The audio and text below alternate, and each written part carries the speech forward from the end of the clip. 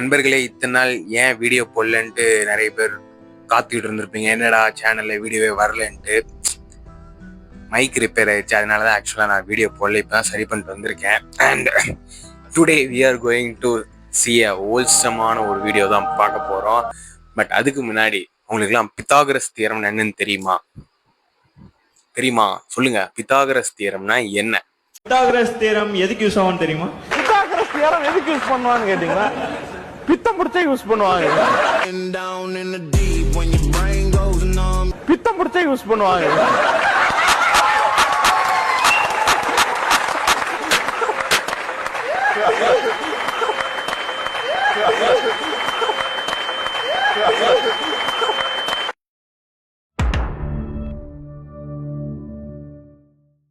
S, இன்னைக்கான வீடியோல என்ன பார்க்க போறோம் அப்படின்னா இன்ஸ்டாகிராம்ல திறந்தாலே ஒரு மாதிரி நெகட்டிவிட்டி, பெருசா இன்ஸ்டாகிராம் கூட டிட்டாச்மெண்ட்ல தான் ரொம்ப நாளாவே நான் இருந்தேன். போறதே இல்லை. போனா மெசேஜ் மட்டும் பண்ணிட்டு அப்படியே வெளியில வந்துடுது. பட் ரொம்ப நாள் கழிச்சு ஒரு ஹோல்சமான ஒரு ரீல் பார்த்தேன். அந்த ரீலோடைய கமெண்ட்லயும் எல்லா மென்ஸும் அவங்களுடைய ஹோல்சம் எக்ஸ்பீரியன்ஸை பகிர்ந்துருந்தாங்க.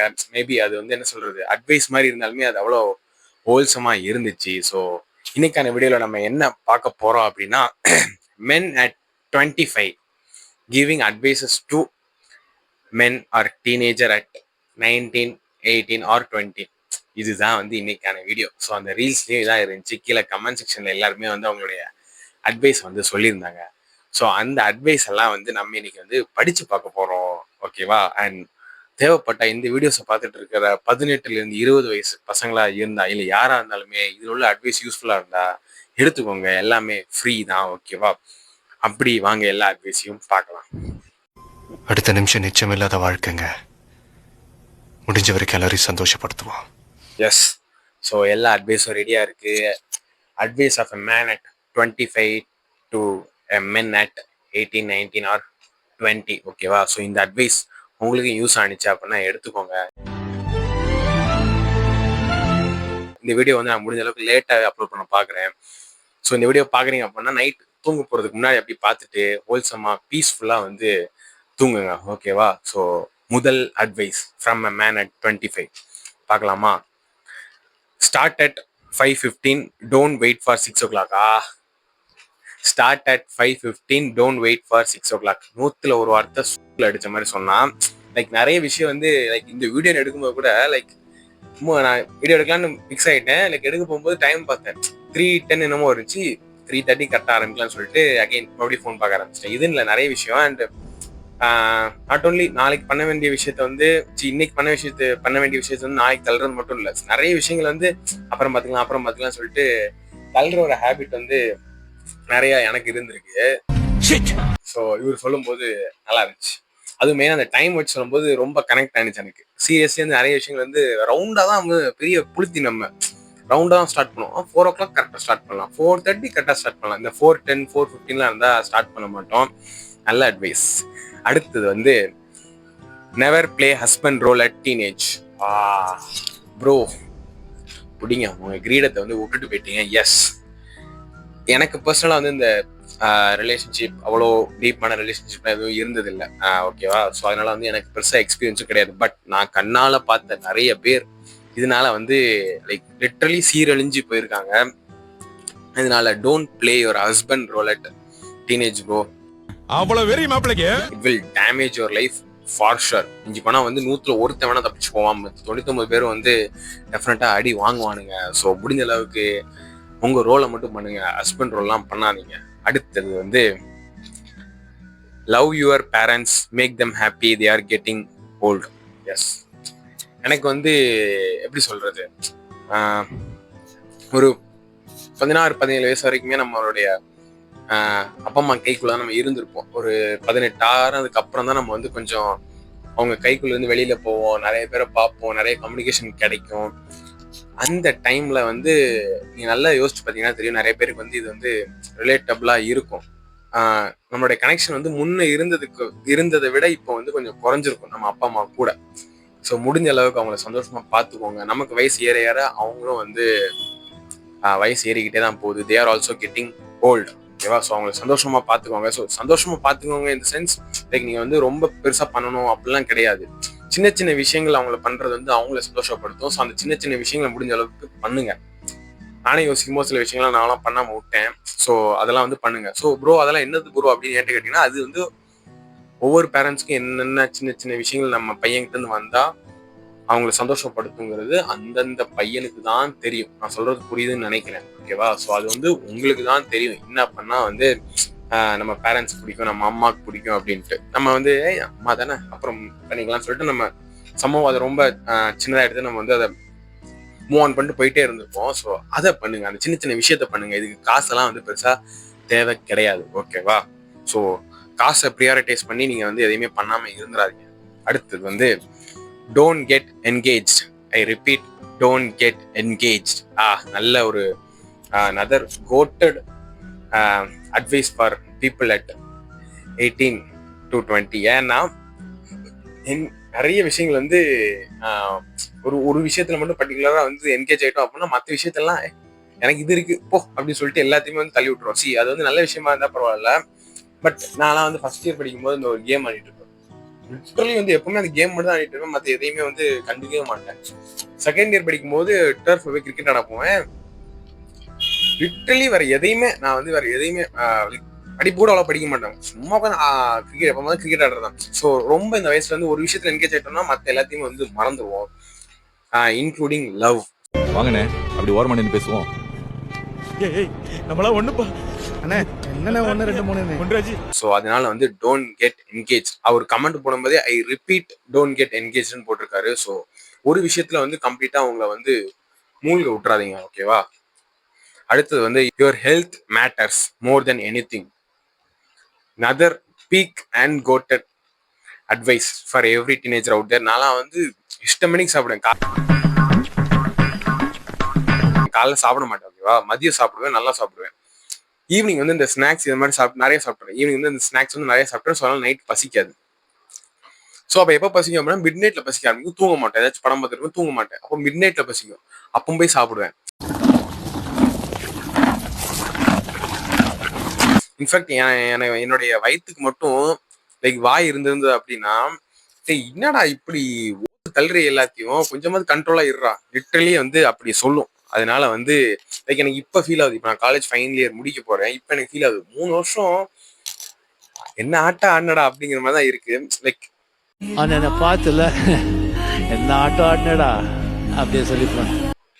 இஷ்டமணிக்கு சாப்பிடுவேன். இந்த நைட் கல்ச்சர்னு ஒன்று இருக்குல்ல. அப்பப்போ ஃப்ரெண்ட்ஸோட நைட்டு போயிட்டு இந்த லோடட் ஃபைஸ் இதெல்லாம் சாப்பிட்றது இதெல்லாம் நிறைய அதெல்லாம் அடிக்ட் ஆகி ரொம்ப நிறைய சாப்பிட்ருந்தேன். ஸோ அதனால வந்து இப்போ எனக்கு தோணுது my health I should take care of my ஹெல்த்ன்ட்டு. ஸோ நீங்கள் யாராச்சும் வந்து இருந்தீங்க அப்படின்னா என்ஜாய்மெண்ட்டுக்கு பண்ணலாம், but take care of your health bro. அதுதான் வந்து என்றைக்குமே உங்களுடைய ப்ரியாரிட்டியாக இருக்கணும். ஓகேவா. அடுத்தது வந்து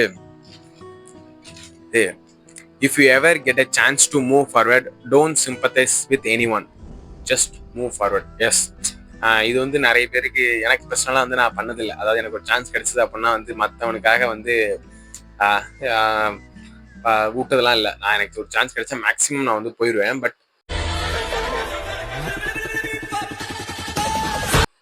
நிறைய பேர் வந்து போகாமல் இருக்கிறதுக்கான ஒரு வாய்ப்புகள் இருக்கு. லைக் நமக்கு அவ்வளோ விவரம் இருக்காது, நமக்கான ப்ராப்பர் கைடன்ஸ் இருக்காது. ஸோ சிம்பத்தியில வந்து நம்ம வந்து நிறைய சான்சஸ் வந்து பரவாயில்ல அப்படின்னு சொல்லிட்டு நம்ம வந்து விட்டுருவோன்னு நான் பர்சனலாக ஃபீல் பண்ணுறேன். பட் நான் அப்படி இருந்தது இல்லை. ஸோ அப்படி யாராச்சும் இருந்தீங்கன்னா அப்படிலாம் இருக்காதீங்க.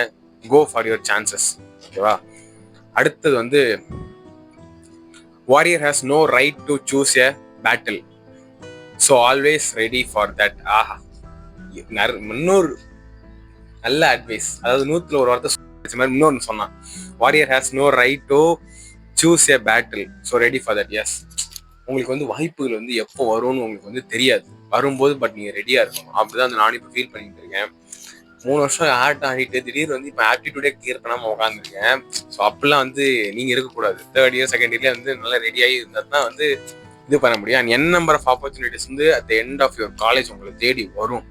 அப்போ நீங்கள் வந்து அதுதான் உங்கள் பேட்டில். அதுக்கு நீங்கள் ரெடியாக இருந்தீங்கன்னா உங்கள் லைஃப் நல்லா இருக்கும். ரெடியாக இல்லைன்னா என்னை மாதிரி வந்து உட்காந்து பேச வேண்டியதான். ஓகேவா. Can you catch my point?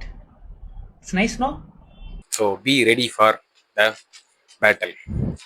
அடுத்தது வந்து don't lose anyone who trust you. If you did that என்ன போட்டிருக்கு, if you did then there is no next chance which you expected. So பேசிக்காக என்ன சொல்ல வராங்க அப்படின்னா, நம்மளை ட்ரஸ்ட் பண்ணுற யாரையுமே வந்து இழந்துடக்கூடாது அப்படின்னு சொல்கிறாங்க. இது வந்து என்னன்னா, ஏன் ஸ்பெசிஃபைடாக வந்து டீனேஜருக்கு சொல்கிறாங்க அப்படின்னா வந்து, இன்ஃபேக்ட் நானே வந்து என் ஃப்ரெண்டு ஒருத்தன், அவன் எனக்கு செம க்ளோஸு. ஆனாலுமே வந்து செகண்ட் இயரில் ஒரு வாட்டி போய் அவங்களோட போய் சண்டை போட்டேன். அது வந்து சின்ன பிரச்சனை, ஆனால் சண்டை போட்டு ஒரு 3 மாதம் கிட்ட பேசாமல் இருந்தோம். அன்ஃபார்ச்சுனேட்லி இல்லை, நல்ல வேலை வந்து 2 பேரும் வந்து 3 மாதம் பேசாமல் இருந்தால் கூட வந்து நாங்கள் வந்து சேர்ந்துட்டோம். அதுக்கப்புறம் லைக் இப்போ நான் பேசாமல் இருந்தேன் அப்படின்னா இப்போ வரைக்குமே வந்து இந்த கனெக்ஷன் வந்து இருந்திருக்காது. பட் அந்த சண்டை என்ன சண்டைன்னு யோசிச்சு பார்த்தா அது வந்து ரொம்ப சின்ன சண்டை. அதுக்கு சண்டை போட்டுக்கணுமானே வந்து எனக்கு இப்போ தோணும். நாங்கள் சேர்ந்ததுனால பிரச்சனை இல்லை, பட் சேராமல் இருந்தேன் அப்படின்னா இப்போ நான் எதிர்பார்த்துருக்க மாதிரி ஒரு ஃப்ரெண்ட் எனக்கு கிடைச்சிருக்க மாட்டான். ஸோ நீங்கள் அந்த வயசில் வந்து நீங்கள் வந்து உங்களை ட்ரஸ்ட் பண்ணியிருக்க யாரையுமே வந்து இழந்துடாதீங்க. அதுக்கப்புறம் அப்படியாப்பட்ட ஒரு நபர் வந்து கிடைக்காது. Seriously it suits for me. நல்ல வேலை நான் இழக்கலை. நீங்களும் அப்படி யார்கிட்டயாச்சும் சண்டை போட்டிருந்தீங்க அப்படின்னா உங்களுக்கே தெரியும், சரி இவன் எவ்வளோ நல்லா நம்ம கூட இப்பெல்லாம் இருந்தான்னு தெரியும். அவங்க கூட சண்டை போட்டிருந்தீங்கன்னா உடனே போய் பேசுங்க, பிரச்சனையை வந்து சாலா போய்க்கலான்னு சொல்லுங்க, ஓகேவா? அடுத்த அட்வைஸ் வந்து என்ன advice? Don't traumatised your self to heal others drama. True 100% true. இது வந்து நானா சொல்லணும் இல்லை, இருக்கப்பட்ட ஒரு படம் இருக்கும். அந்த படத்துல வந்து ஸ்ரீயோட கேரக்டர் வந்து ஃபர்ஸ்ட் டிப்ரெஷன் வந்து ஒரு ஒய்ஃப்ட்ட கொடுத்துருவாங்க. அவர் ஒய்ஃப் வந்து ஆஃபீஸ்லாம் போயிட்டு அதே இதை நினச்சி கொஞ்சம் நல்ல பெரிய டிப்ரெஷன் தூக்கிட்டு வந்து மறுபடியும் இவங்க மேலே போட்டுருவாங்க. Literally that is 100% true. இன்னொருத்தன் ட்ராமடைஸ்ட் இருக்கிற ஒருத்தனை போய் ஹீல் பண்ற போறேன்னு சொல்லிட்டு நீ ட்ராமடைஸ் ஆயிட்ட அப்படின்னா உன்னை விட பெரிய ஃபூல் எவனுமே இல்லை. ஸோ உங்க ஹீல் பண்ண போற அப்படின்னா ஃபர்ஸ்ட் நீ ஸ்டேபிளா இருக்கியான்னு தெரிஞ்சுக்கிட்டு போ. தெரியாம போய் நீயும் ட்ராமடைஸ் ஆயிடாத. அண்ட் அந்த வயசுல நிறைய பேர் வந்து ட்ராமடைஸ் ஆவானுங்க. அதை வந்து தெளிவா அவர் வந்து சொல்லியிருக்காரு, ஓகேவா? அடுத்தது வந்து ஒரு பெரிய ஒரு அட்வைஸு எனக்கு வந்து இது சொல்லணும்னு தோணுச்சு, ஓகேவா? அதனால வந்து நான் சொல்றேன். It is set that trees to not grow without seeds and humans do not learn without mistakes. I will say that learn to live in the present. I have not seen yesterday and you can't see be happy. Life of 4 days, sometimes happy, sometimes sorrow, sometimes yours. Learn to live for it too. இவ்வளோ பெருசுக்கு அவர் சொல்லியிருக்காரு. எவ்வளோ அருமையாக சொல்லியிருக்காருன்னா, just live your life அப்படின்னு சொல்லியிருக்காரு. S, time வந்து திருப்பிலாம் வந்து கிடைக்காது. நீங்கள் வந்து என்ன சொல்கிறது, நான் இவ்வளோ நேரம் சொன்னதே நீங்கள் மனசை வச்சுக்கணும். அதே நேரம் உங்களுடைய அந்த காலேஜ் லைஃப்பையும் ஜாலியாக என்ஜாய் பண்ணிக்கணும். ஒன்ஸ் அது வந்து போயிருச்சு அப்படின்னா வந்து திரும்பிலாம் வந்து கிடைக்காது. ஸோ லைக் என்கிட்ட நிறைய பேர் வந்து ஃபீல் பண்ணியிருக்காங்க. என் ஃப்ரெண்ட்ஸே வந்து நிறைய பேர், நீ என்ஜாய் பண்ணாலும் நான் என்ஜாய் பண்ணலடா, நல்லா என்ஜாய் பண்ணிங்கன்னு சொல்லி என்ன சொல்லுவானுங்க.